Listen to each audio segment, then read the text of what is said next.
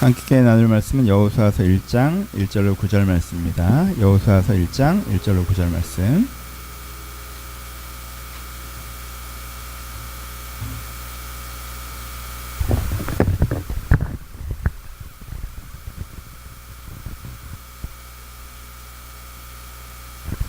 다 찾으셨으면 한 절씩 교독하겠습니다. 제 1절 있습니다. 여호와의 종 모세가 죽은 후에 여호와께서 수종자 눈의 아들 여호수아에게 말씀하여 이르시되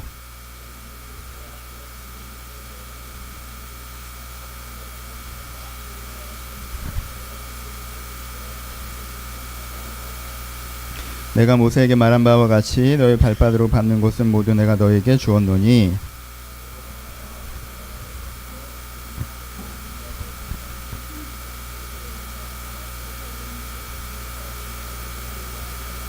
내 평생에 너를 능히 대적할 자가 없으리니 내가 모세와 함께 있었던 것 같이 너와 함께 있을 것임이라. 내가 너를 떠나지 아니하며 버리지 아니하리니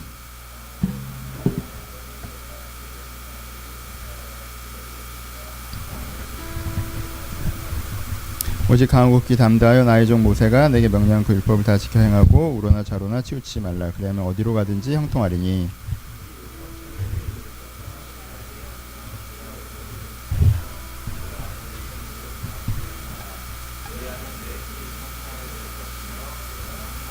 같이 읽겠습니다.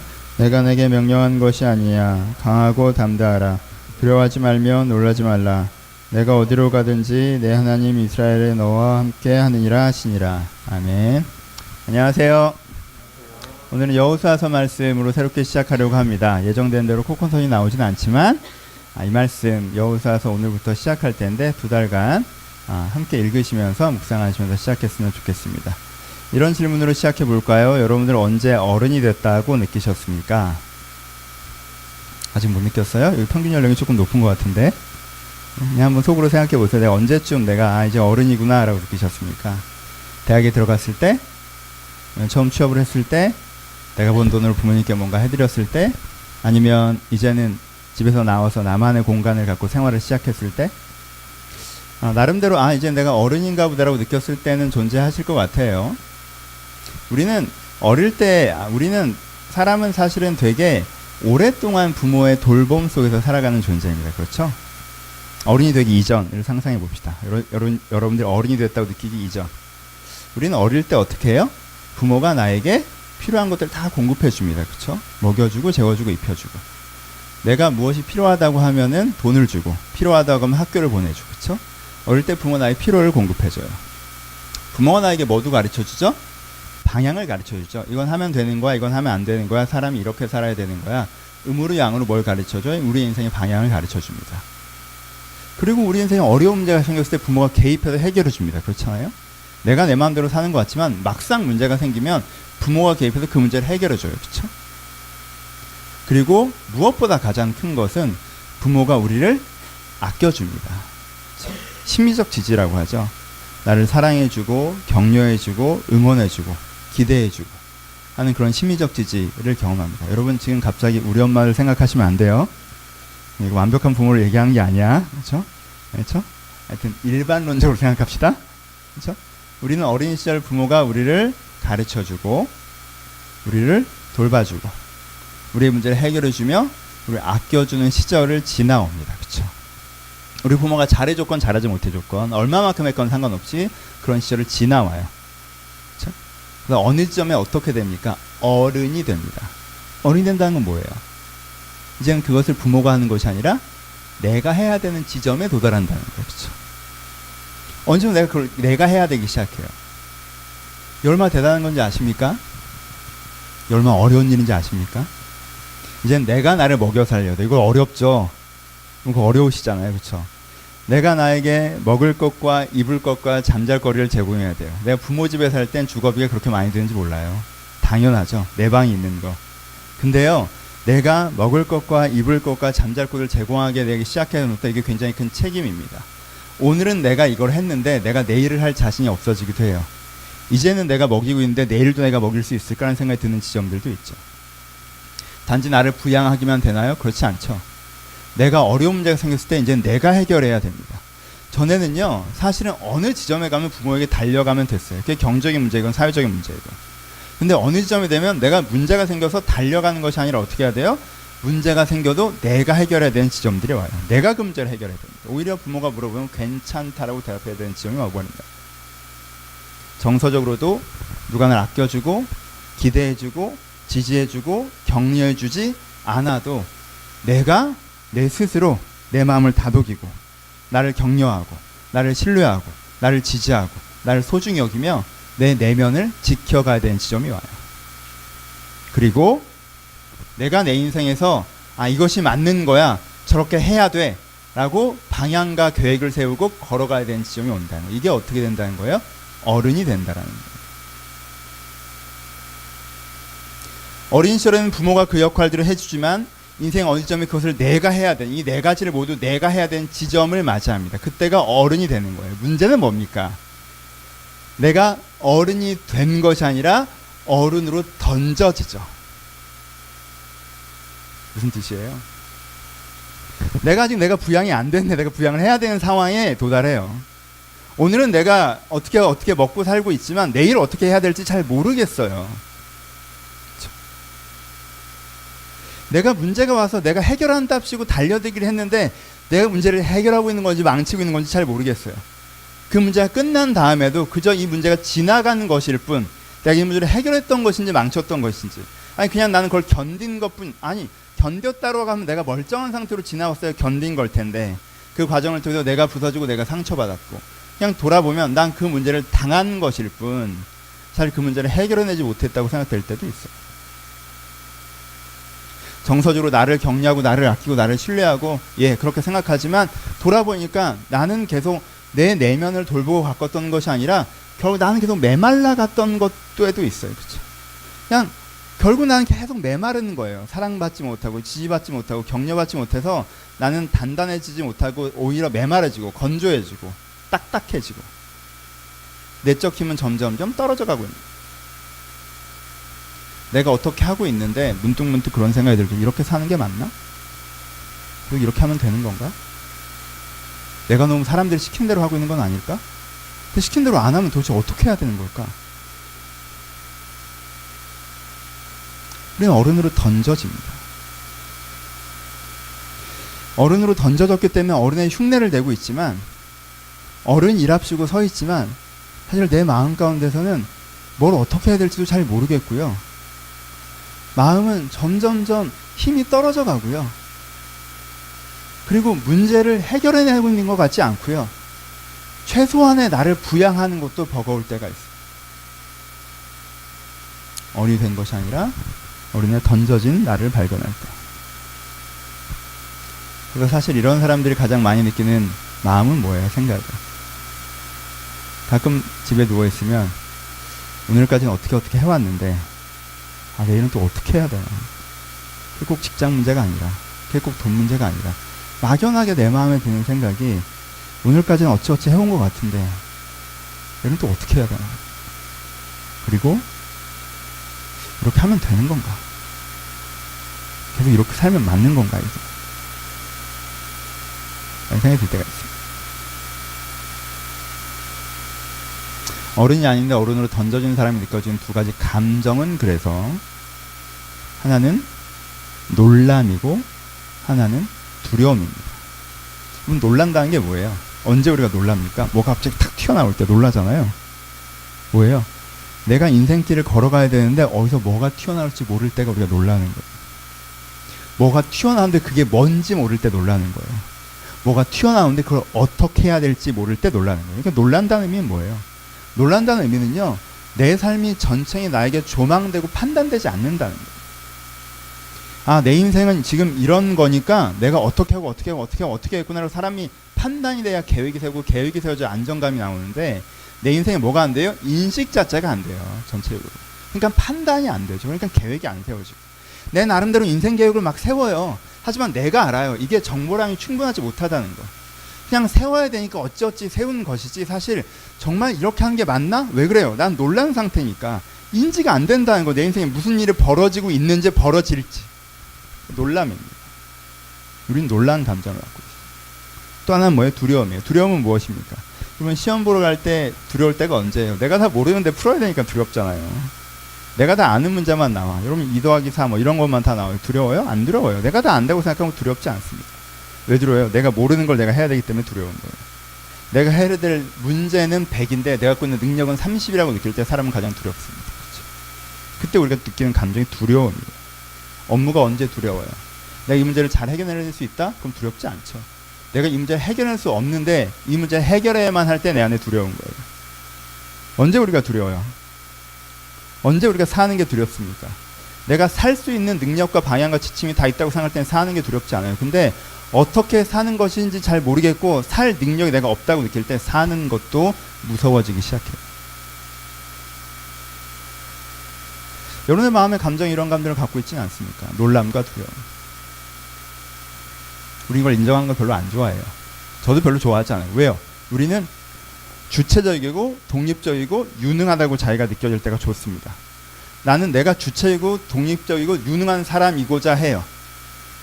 그래서 두렵고 놀란다는 것을 인정한다는 것이 내가 나약하고 무능하다고 고백하는 것 같아서 싫습니다.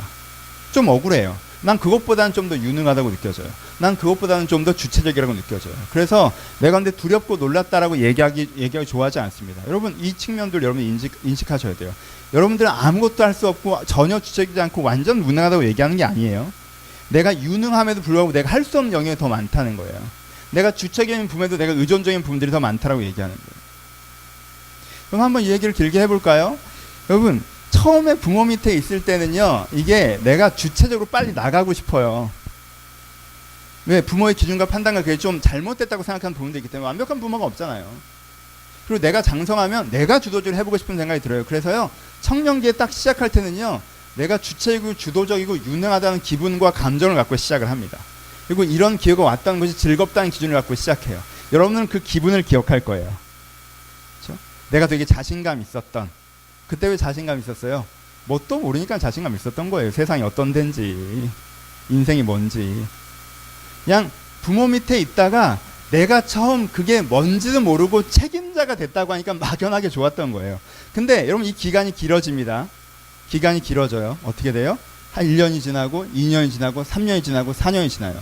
그럼 느껴지죠? 세상이 내 생각대로 되지 않는다는 거. 내 손에 다 달려있지 않다는 거. 내 마음대로 흘러가지 않는다는 거. 내가 그만큼 유능하지 않다는 거. 내가 그만큼 인생 전체를 알지 못한다는 거. 누구나 그렇다는 거. 그러면요, 서서히 내 기반이 무너지는 것처럼요, 내 내면의 지반이 약해져요. 피로감이 누적됩니다. 여러분은 지금 그 정도일 거예요. 근데 저는 여러분들 한 10년 정도 앞에 있다고 봐야죠. 그렇죠? 뭐 몇 사람한테는 3, 4년이지만 하여튼. 근데 40대가 지나가면 제가 43인데 점점 좁아지죠. 그러면 사람이 어떻게 되는지 알아요? 내가 두려움과 놀람이 있는데도 그 감정을 인정하고 싶지 않은 상태에서 난 유능해. 그리고 내가 기본적으로 약간 유능한 편이잖아. 큰 분류에서. 그렇지 않아요? 나도 이쪽에서 유능한 편인데, 그치? 지은아, 눈 마주쳤으면 네가 이렇게 끄떡끄떡 해야 되는 거야. 네가 대표야 지금. 그렇죠? 근데요, 그렇게 아니야 난 유능해, 아니야 난 할 수 있어 라고 하잖아요. 그러면 사람은 내가 할 수 있는 계획만 항상 세워요. 그렇죠? 그래, 그럼 포기할 건 포기하고 최악의 경우를 상정하고, 그래, 최악으로 돼도 이 정도야. 그럼 괜찮아. 아, 그 이상은 내가 해낼 수 없어. 그럼 포기해. 그럼 내가 할 수 있는 것만 이렇게 하면 이렇게 되겠지? 내가 유능하다고 스스로를 얘기할 때 할 수 있는 최선은 여기까지예요. 그쵸? 내가 할 수 없는 건 포기하고 최악의 경우를 상정하고 수용하고. 그쵸? 근데 이게 점점 좁아진다는 거예요. 근데 이 좁아질수록 나에게 그럼 무슨 반응이 생겨요? 좁아질수록 내가 괜히 화를 많이 내는 사람이 되기도 해요. 왜요? 좀 억울하거든. 난 유능하고 싶은데 그러지 못하니까. 예민한 사람이 되기도 합니다. 왜요? 무슨 일이 또 벌어지지 못하잖아요. 그러니까 되게 방어적이 되기도 해요. 어떤 사람은 되게 조급해져요. 왜냐하면 이것만 되면 그게 다 해결될 거라고 생각하고요, 그거 하나만 쳐다보고 막 달리니까 조급해집니다. 어떤 사람들은 되게 게을러집니다. 왜요? 아, 이걸 생각도 하기가 싫은 거예요. 그러니까는 편해서 게으른 게 아니라, 놀아서 게으른 게 아니라, 재밌어서 게으른 게 아니라 그냥 이 생각을 안 하고 싶어서 게을러져요. 우리가 사실 두려움과 놀람을 느끼지 않는다. 나는 유능하다. 아, 나는 모든 걸 할 수 있다. 사람이 그렇지가 않아요. 사람은요, 한순간도 호흡을 하지 않으면 살아갈 수 없는 존재예요. 한 달만 먹을 것과 마실 것이 없으면 살아가지 못하는 존재예요. 사람은요, 다른 사람이 나를 어떻게 대하는 태도에 따라서 영향받을 수밖에 없는 존재예요. 내가 아무리 좋은 사람이라도 다른 사람이 나를 대하는 태도에 따라서 정서적 영향을 받을 수밖에 없는 존재예요. 내가 이 세상의 주관자가 아니에요. 누군가의 결정에 따라서 영향받을 수밖에 없는 존재예요. 그렇죠? 근데 내가 유능하고 독립적이고 주체적이라고요? 아니요. 사람 자체가 그렇지 못해요. 사람 자체가 개연적 존재입니다. 사람 자체가 상호 의존적 존재예요.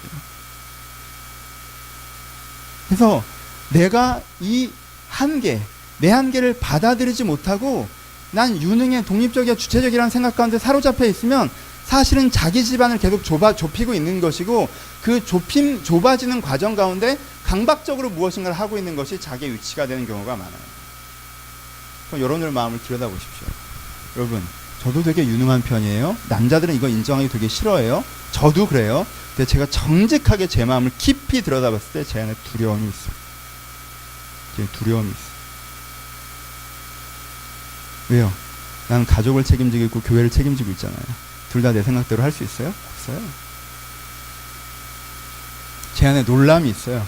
왜요? 무슨 일이 벌어질지 내 계획대로 흘러가지 않는다는 건 이미 난 경험했거든요.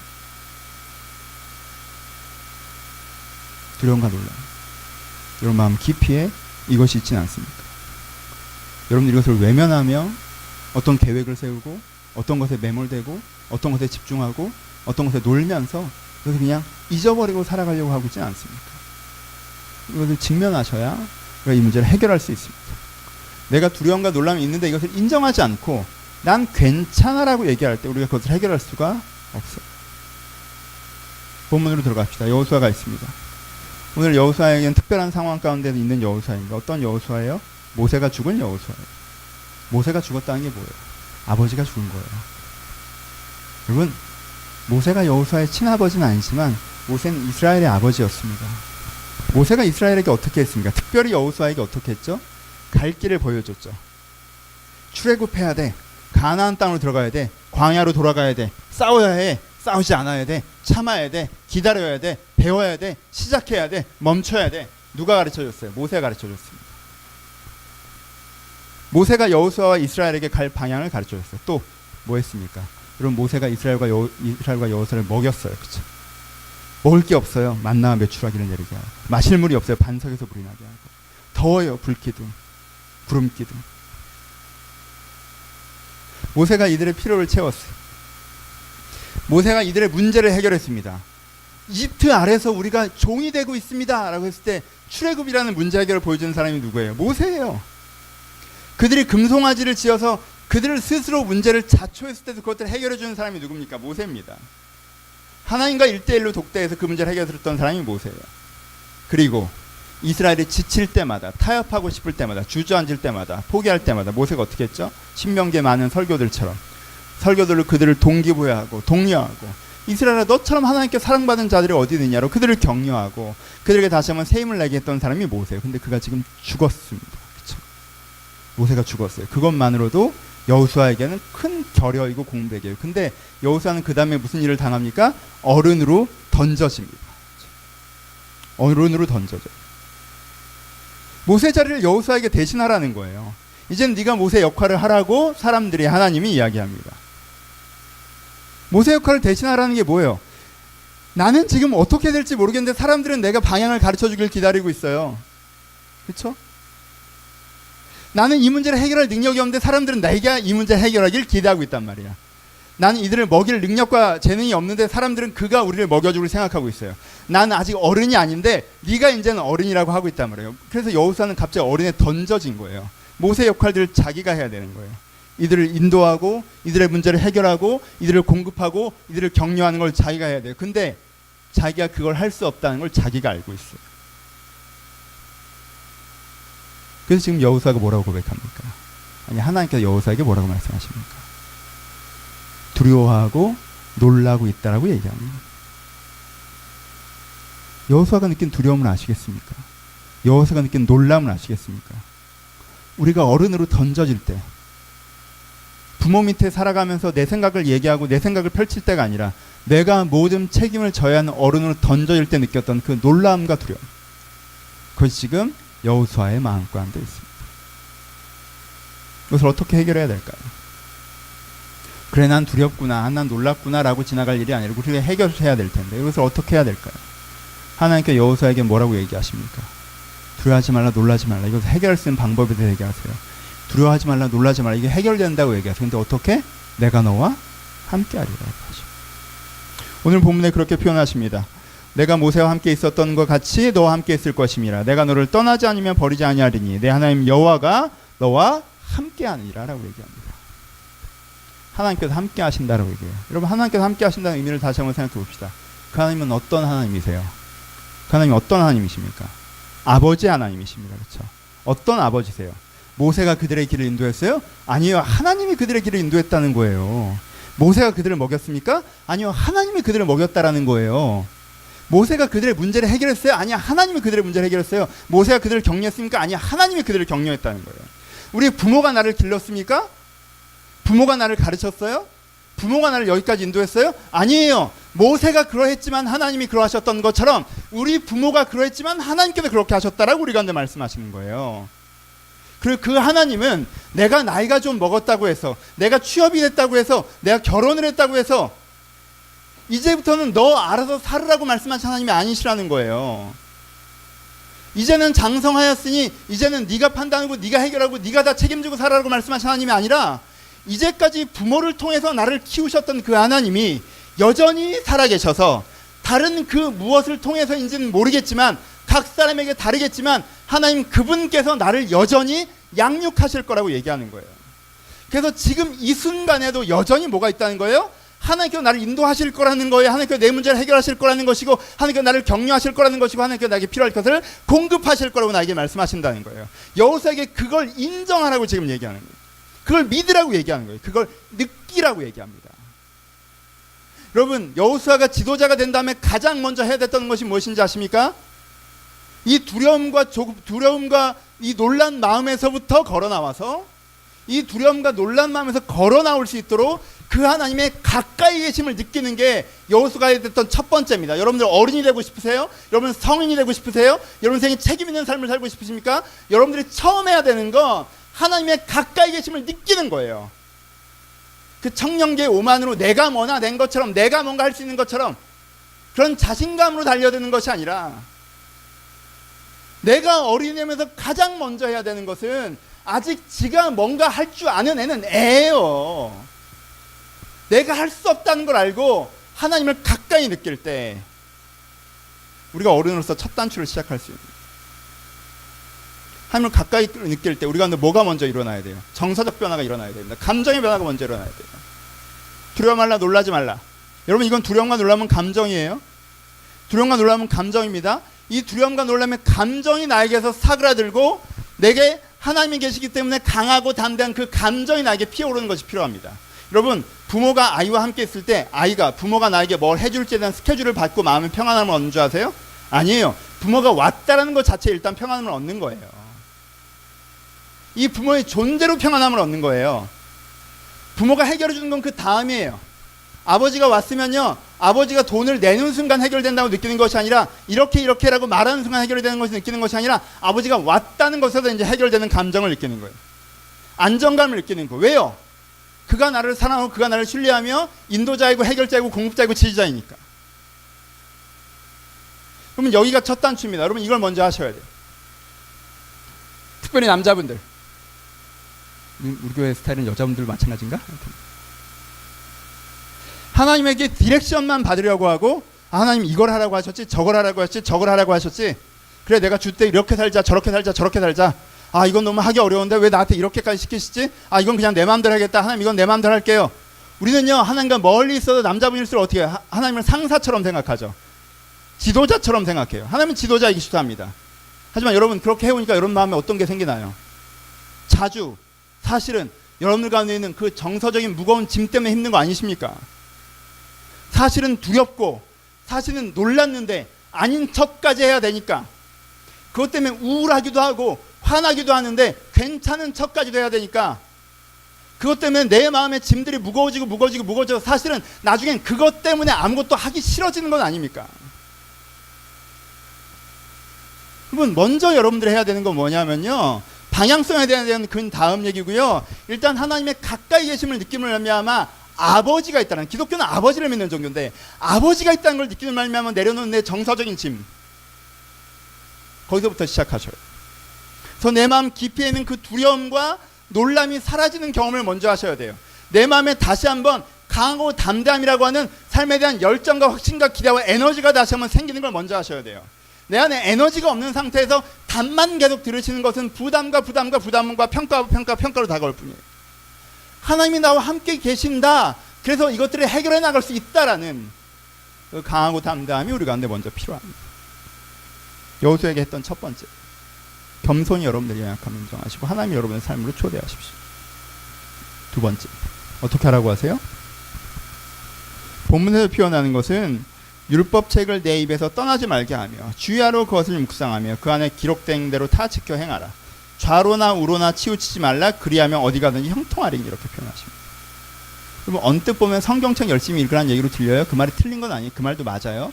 근데 여러분 여기서 율법이라고 하면요, 우리가 느끼는 율법, 이 성경책 느낌이랑 느낌이 좀 달라요. 왜요? 여호수아는 율법이 내리는 걸 봤죠. 창출내의 민신이 어떻게 했어요?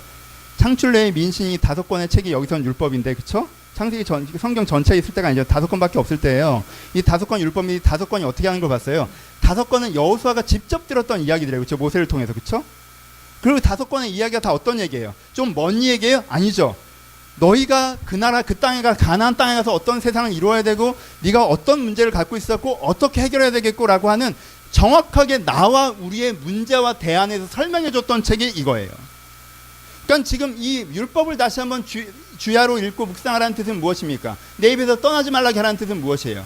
내가 내 인생에 대한 해석을 환경에 의해서 하는 것이 아니라, 그렇죠?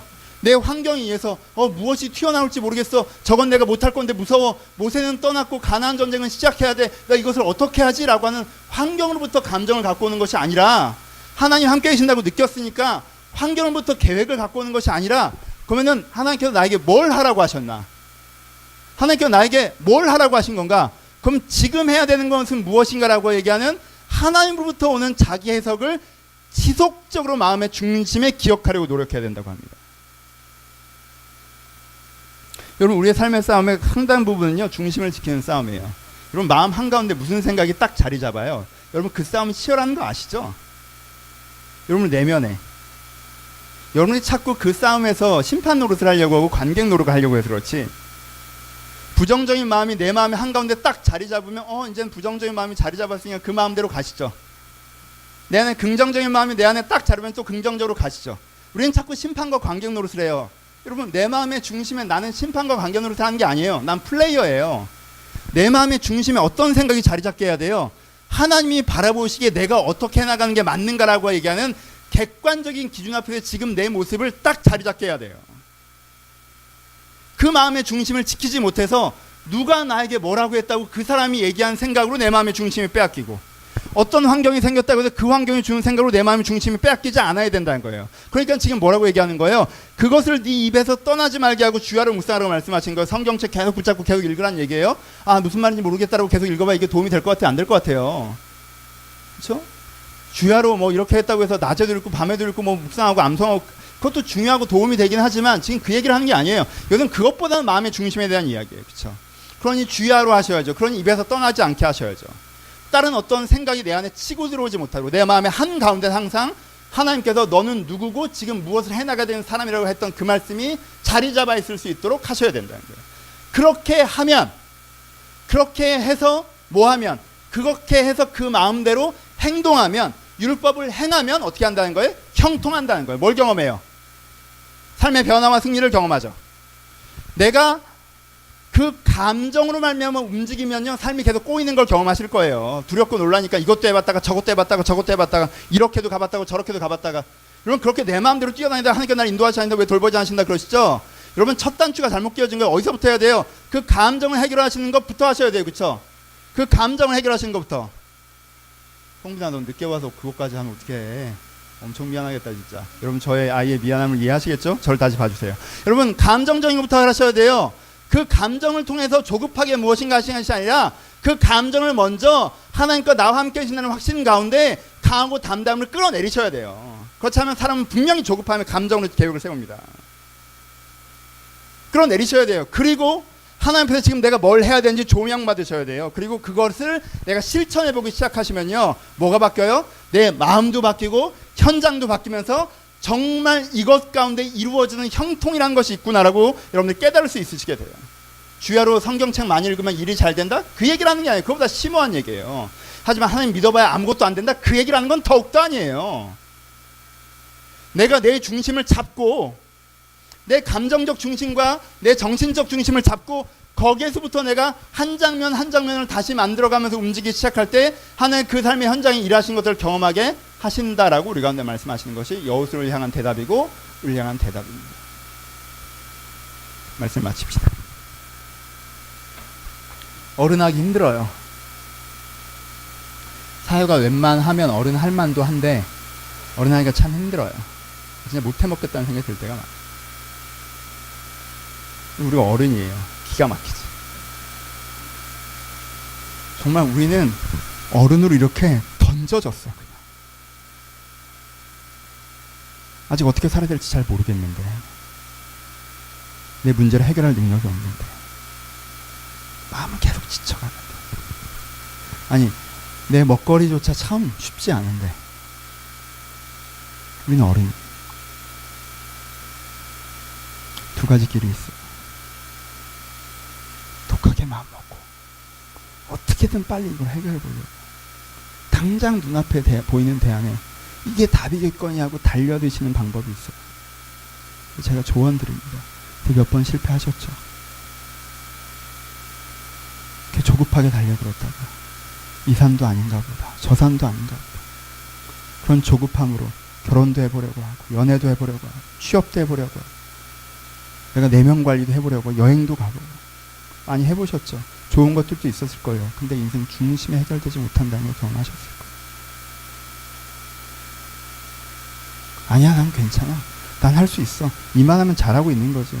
그 청년기의 호기를 지금까지 유지하셔서, 청년 때의 자신감을 지금까지 갖고 계셔서, 그 시기에 내 자신에 대한 향수를 가지고 여전히 그런 사람인 양 흉내 내시면서 위험하십니다. 어른이 되셨어요. 어른으로 던져졌어요. 하지만요, 우리가 하나님 앞에서 항상 아이일 때 세상에선 진정한 어른이 될 수 있는, 내가 하나님 앞에서 어른인 양 굴고 결국 세상 앞에서는 아이처럼 되는 것이 아니라, 내가 어른으로 던져졌지만 여전히 하나님 앞에서 아이인 것을 알고 하나님 앞에 방향을 배울 때, 하나님 앞에 위로를 받을 때, 하나님 앞에 문제 해결의 도움들을 받아 나갈 때 세상이 보기에는 그가 어른스럽게도 인생의 방향성을 확신을 갖고 자기의 문제를 해결해가며 여전히 따뜻한 마음과 열정을 가지고 살아가는 사람으로 설 수 있다는 것입니다. 그럼 여러분 주 안에서 쉬십시오. 그리고 새 힘을 얻으세요. 그것이 전부입니다. 말씀 마칩시다. 저는 당위에 대한 설교는 제가 아는 것보다 120%를 전달하고 있다고 느껴지는데, 이런 정서에 대한 설교는 제가 느낀 것보다 60%밖에 전달을 잘 못하는 것 같아요. 이런 따뜻한 얘기도 소리 지르면서 하잖아요. 다른 방법을 잘 모르겠어. 어떻게 하면 되는 거니? 제가 느낀 것이 전달되었으면 좋겠어요. 지난주는 저에게 피로회복 주간이었습니다. 피곤한 일들이 저희가 좀 있었고, 이번 한 주에 피로 회복해야 다음 주부터 내 컨디션으로 살 수 있겠다 생각해서 피로 회복 주간으로 선포했습니다. 개인적으로 나 혼자 하는 거, 난 그런 거 잘해요. 원래 지가 어린인 줄 아는 애들이 계획 많이 세우거든. 제가 그래요. 제가 어른인 줄 알아요. 제가 다 할 수 있다고 생각해요. 피로 회복 주간으로 선포하고, 제가 피곤할 때 하는 게 있어요. 한의원 2번 가고 해서 어깨 이렇게 찜질하고, 저 어깨가 굽는 게 제일 힘들거든요. 그리고 좀 깊게 자려고 노력하고, 제가 또 지난 인도 단기 선교 때 이 수면제 위력을 알아서 제가 또 아시는 분께 하나만 구해가지고 1년에 2번 정도 제가 먹고 깊게 자고, 그럼 제 컨디션으로 돌아갈 수 있다고 저는 생각하는 거예요. 왜 그게 어느 정도 됩니다, 여러분. 수동적으로 하는 거면 이렇게 주도적으로 하는 게 어느 정도 돼요. 물론 제 업무는 일주일에 있는 그대로 풀이었어요. 바쁜 와중에 중간중간 바쁘니까 아예 쉬면 계획 안 세워도 되지. 아예 쉴 거면 쉬는 계획을 세울 게 뭐가 있니.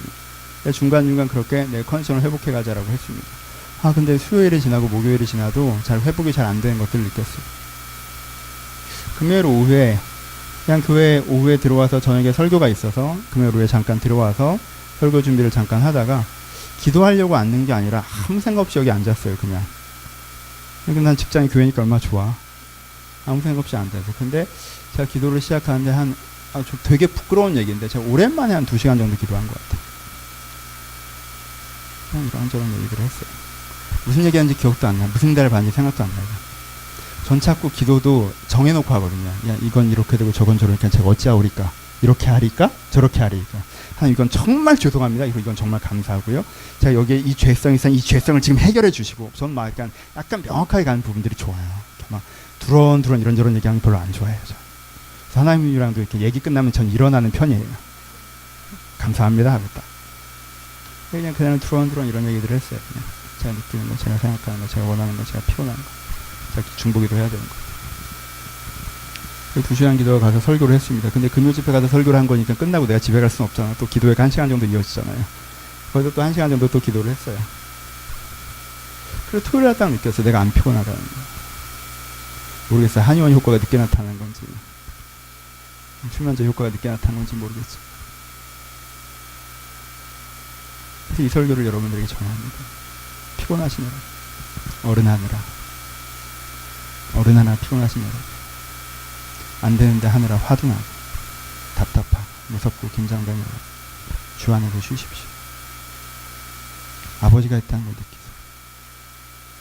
아버지가 여러분들 분명히 인도해 주실 거예요. 도와주실 거예요. 안 보이지만 여기서 다른 측면들이 분명 있다라는 거예요. 거기서부터 시작하십시오. 거기서부터 시작해야 우리가 주야로 묵상할 수 있고 입술에서 떠나지 않게 할 수 있고 그것을 실천할 수 있습니다. 그러니까 주의 쉼부터 시작하셔서 하나님을 말미암아 주 앞에서 아유됨으로 말미암아 세상에서 어른되는 귀한 은혜를 받아 누리시기를 주님의 이름으로 축원합니다. 우리 찬양하시겠습니다. 나의 안에 거하라 찬양하실 텐데. 나의 안에 거하라 나는 내 하나님이 모든 환난 가운데 나를 지키시리라. 두려워하지 말라 내가 너를 도와주리니 놀라지 말라 내가 너와 함께하리라. 찬양의 가사지만 하나님께서 지금 여러분들 이렇게 말씀하시고 있다고 상상하셔도 그것이 크게 진리와 다르지 않을 거라고 저는 생각합니다. 두려워하지 말라 놀라지 말라. 오늘의 본문의 말씀처럼 하나님 여러분들이 그렇게 말씀하신다는 걸 좀 고백하시면서 내 입술로 찬양하지만 하나님께서 지금 나에게 이렇게 말씀하시고 있다고 생각하시면서 이 고백의 기도로 함께 찬양하고 통성으로 좀 기도했으면 좋겠습니다. 찬양하시겠습니다.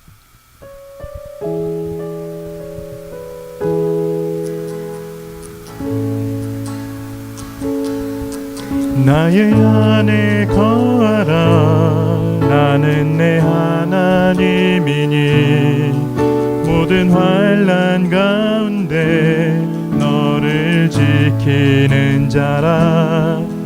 두려워하지 말라 내가 널 도와주리니 놀라지 말라 내 손 잡아주리라. 나의 안에 거하라 나의 안에 거하라 나는 내 하나님이니 모든 환난 가운데 너를 지키는 자라. 두려워하지 말라 내가 널 도와주리니 놀라지 말라 내가 잡아주리라. 내가 너를 지명하여 불렀나니 너는 내 것이라 내 것이라 너의 하나님이라. 내가 너를 높고 존귀하게 여기노라. 너를 사랑하는 내 여호와라.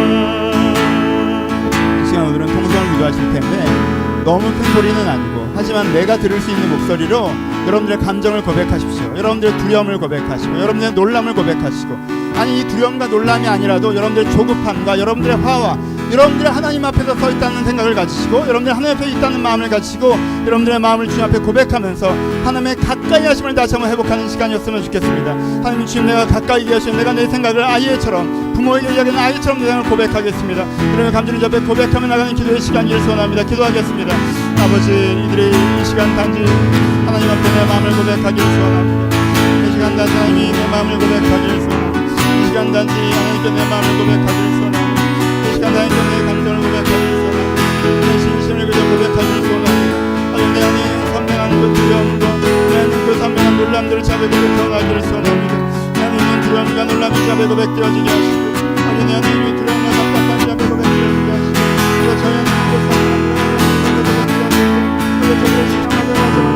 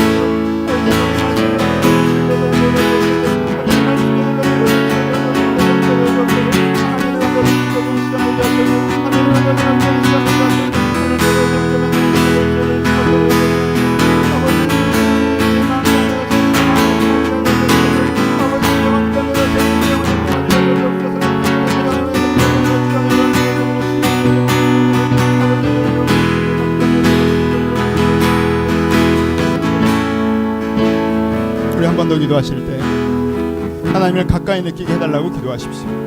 멀리 느껴져 있는데 여러분, 그렇게 끝날 수가 없는 문장입니다. 그것은 하나님을 가까이 느끼게 해달라고 기도하세요. 매달리세요. 하나님, 내가 두렵습니다. 놀랐습니다. 내가 상황 때문에 감정이 압도돼서 하나님이 안 느껴지고 안 보입니다. 하나님, 근데 분명히 계실 텐데, 하나님이 존재하신다면 내 옆에도 계시고, 존재하신다면 내 심령에도 계시고, 존재하신다면 나와 함께 계실 텐데, 하나님, 내가 그 하나님을 느끼게 하여 주옵소서. 날 인도하시고 나를 도우시는 하나님을 느끼게 하여 주옵소서. 하나님을 가까이 느끼게 하여 주옵소서. 내가 오늘 짐을 느끼고 가기를 소원합니다. 작은 느낌일지라도 내 마음의 짐을 덜어내는 그 하나님이 함께 계시면 내가 느끼게 해달라고, 우리 한 번 더 같은 제목으로 기도하기를 소원합니다. 기도하겠습니다. 아버지, 이들과 하나님을 알지 못하는 자들,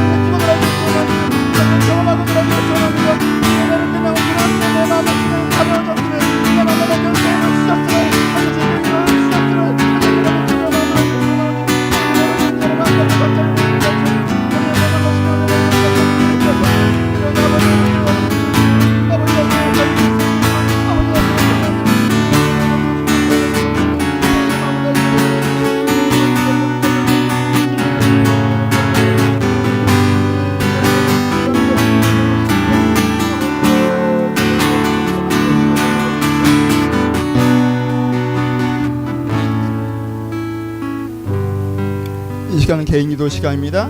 여러분, 구체적으로 기도하십시오. 여러분, 구체적으로 기도하세요. 하나님, 말 꾸미지 마시고 구체적으로 기도하세요. 직장 때문에 힘드십니까? 힘들다고 얘기하세요. 누구 때문에 힘드십니까? 그 사람 이름 불러가며 얘기하십시오. 그럼 이 사람 때문에 내가 이렇고, 이것 때문에 이렇고, 결혼 문제 때문에 걱정이세요? 이건 돈 문제 때문에 걱정이세요? 사실 그게 내 마음의 중심에 있는, 우리가 너무 고급스러운 얘기만 하고 있었습니까? 여러분, 지금 그냥 얘기하십시오. 하나님, 나 이렇다고, 내면적인 문제들이 있으십니까? 얘기하십시오. 나 이렇다고. 우리 기도 제목 갖고 기도합시다. 우리가 그 기도 제목대로 이루어달라고 기도하는 게 아니에요. 그 문제를 갖고 함께 대화하는 거예요. 하나님 내가 이렇습니다라고 기도했으면 좋겠습니다. 이 시간 기도하실 때 우리가 마지막으로 기도할 건데 이렇게 된 그 문제들을 가지고 그 숙제들을 가지고 여러분들 중에 풀고 있는 그것들을 가지고 하나님 내가 이러합니다. 하나님 내가 이러합니다. 하나님은 어떠하십니까? 하나님은 알기를 원합니다. 하나님 생각 알기 원합니다. 그러면 기도 제목 갖고 우리 마지막으로 2, 3분 동안 한 번 더 기도하기를 소원합니다. 기도하겠습니다. 아버지 저희 하나님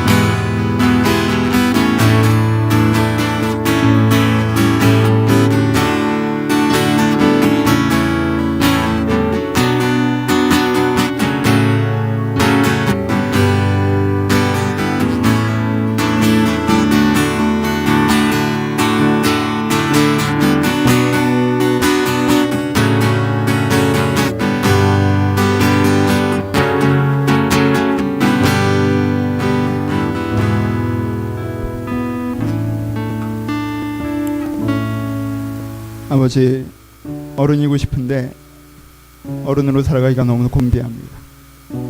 내가 어떻게 해야 될지도 모르겠고 내가 문제를 해결하고 있는 것인지도 잘 모르겠고 마음은 지쳐가고 기본적인 삶을 꾸려갈 힘도 부족할 때가 있습니다. 아버지 이런 고민과 염려와 걱정이 사실 내 마음에 짐이 되고 있고 그것 때문에 내 무릎이 흔들리고 내 어깨가 무거움을 주님 앞에 고백합니다. 아버지 다니엘의 새치들과 풀무불에 떨어졌을 때 주님께서 거기 함께 하셨던 것처럼 다니엘의 사자굴에 던졌을 때 하나님께서 거기 함께 하셨던 것처럼 아버지 문제와 숙제 속에 던져진 나와 함께 하여 주시옵소서. 아버지 내가 주를 따라갈 것이고 의미 있는 삶을 살 것이고 전적인 변화를 할 것이고 하나님과 함께 세상을 바꿔나갈 것이나 아버지 지금 이 순간 이 문제에서도 주님께서 나와 함께 하시길 소원합니다. 이 문제에서 하나님께 나와 함께 하셔서 어찌할 바는 모르겠다 정직하게 고백하겠사오니 나 혼자 해결할 수 있다고 고만을 떠는 것이 아니라 정직하게 고백하겠사오니 하나님 함께 하셔서 내 마음에 힘을 주시고 어떻게 해야 될지 가르치시고 중에 또한 그것들을 해결해 가신 걸 제가 경험할 수 있도록 축복하여 주옵소서. 하나님 모든 것 이전에 하나님의 가까이 계심을 저희가 느끼길 소원합니다. 멀리 계신 하나님, 지도자 하나님, 철학적인 하나님, 논리 하나님, 이론의 하나님, 신이신 하나님이 아니라 아버지 하나님을 저희가 알게 하셔서 지금 내 옆에 계시며 나를 지키시고 나를 돌보시는 그 하나님을 제가 믿음으로 누릴 수 있도록 그래서 예배를 통해서 작게나마 내 마음의 짐들이 덜어질 수 있도록 내 마음의 슬픔이 덜어질 수 있도록 하나님께 이들을 위로하시고 축복하여 주시옵소서. 이제 우리 주 예수 그리스도의 은혜와 하나님 아버지의 사랑하심과 성령님의 교통하심이 삶의 짐을 지고 때로 무릎이 흔들리는 각 사람의 심령 가운데 그 삶의 현장 가운데 이제로부터 영원토록 함께 있을지어다. 아멘.